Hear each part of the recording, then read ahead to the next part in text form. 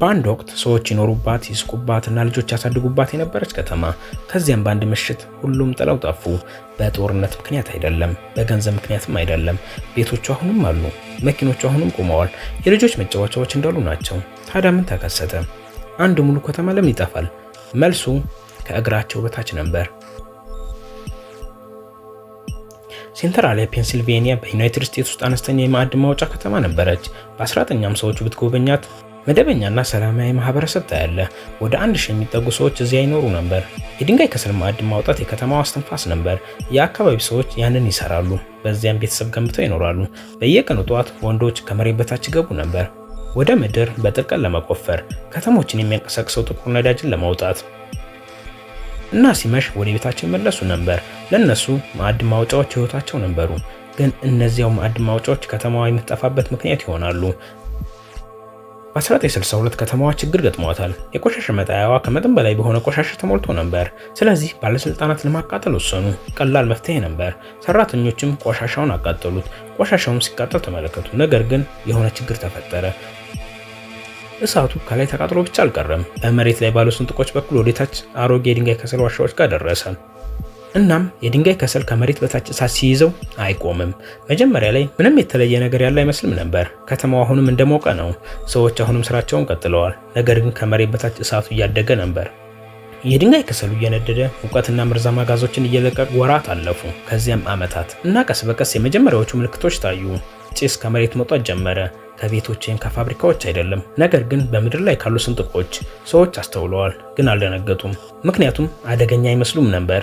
ከዚያ የተለየ ሽታ መምጣት ጀመረ፣ ወፍራም የኬሚካል ሽታ በአየር ላይ። ሰዎች ህመም ይሰማቸው ነበር፣ እንደ ራስ ምታት፣ ማዞር እና አይናቸውን ማቃጠል።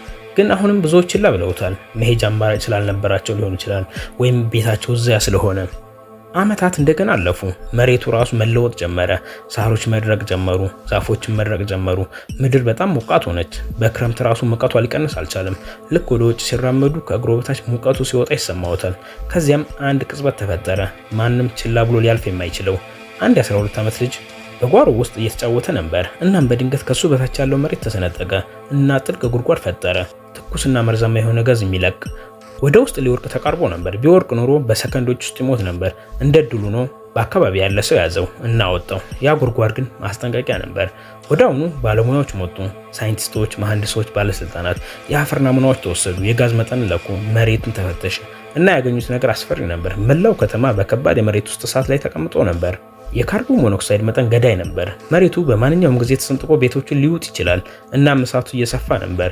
ፈጣን መፍትሄ አልነበረም። ሙሉ በሙሉ ለማስቆም ምንም መንገድ የለም። ለመጀመሪያ ጊዜ ሰዎች እውነቱን ተገነዘቡ። ሴንትራሊያ ከአሁን በኋላ ለመኖር ደህንነቱ የተጠበቀ ከተማ አልነበረም። ይህ እሳት ብቻ አልነበረም፣ የማይታይ ገዳይ አደጋ ነበር። የአካባቢው መንግስት አንድ ውሳኔ አሳለፈ፣ በአካባቢው የሚኖሩ ሰዎችን ማስወጣት። ነዋሪዎች ንብረቶቻቸውን እንዲያሸሹና ከአካባቢው እንዲለቁ ተነገራቸው። አንዳንዶችም ቢያሉ ግን ተራ በተራ ከአካባቢው አስወጧቸው። የአካባቢው መንግስት ሰዎች እንዳይመለሱ ለመከላከል ብዙዎች ህንፃዎችን አፈራረሳቸው። ጎዳናዎችን በሙሉ ተደመሰሱ። ባዶ መሬት ብቻ ቀረ። ሴንትራሊያ ትዝታ ብቻ ሆና ቀረች። ግን ሌላ በጣም አስደንጋጭ ነገር አለ።